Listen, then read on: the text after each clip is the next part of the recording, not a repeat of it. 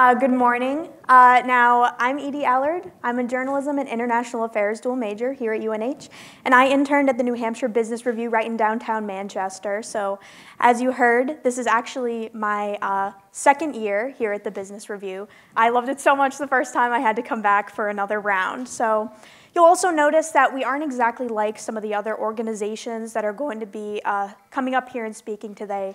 And that's because we don't aim to solve a single social or environmental problem. But there are a lot of different problems facing the New Hampshire business community and society as a whole today. We have an aging workforce, we're facing climate change, and a lack of skilled workers in fields from welding to computer science. Imagine being a small business owner and trying to tackle all these problems yourself, but really not having any idea where to begin.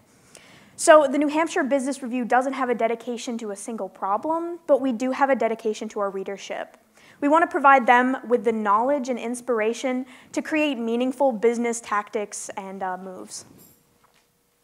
And this is really what our readership looks like. So we have an estimated audience of about 50,000 people, and 78% of these people are a mid-level executive or higher, so they really are the ones that are making decisions for their businesses on a variety of different levels. But why is it important that we're heard? Well, with our voice, the New Hampshire Business Review can help these business leaders find some direction in their search for answers, and we can do that by reporting solutions. So how has another business with a similar problem found success? Now, we don't assert that anything is right or wrong exactly, but we do provide some direction and ideas that might not have been known before by these business leaders. Now, here's an example from Reuters. They're reporting on the lack of skilled workers throughout the United States, and that's something that really affects business leaders across the country, but they're only reporting on the problem. They're not really giving any sort of solution as an example. Now, this is vital information, but it's not sufficient when you consider the New Hampshire Business Review's audience. They know about the lack of skilled workers because they are the ones experiencing it every single day. Now, on the other hand, here's an example of an article that I worked on from a solutions perspective this summer.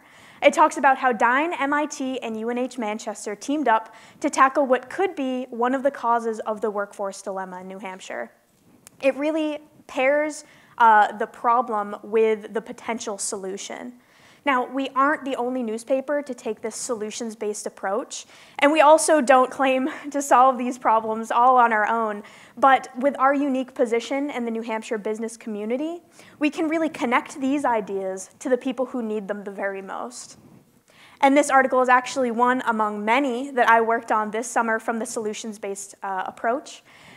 Working on these articles involved getting out of the office and experiencing and seeing how these programs are helping businesses and individuals firsthand. It was really awesome. So moving forward, I'm really, really honored to say that I've been offered a part-time paid position at the New Hampshire Business Review as a contributing writer. Thank you very much.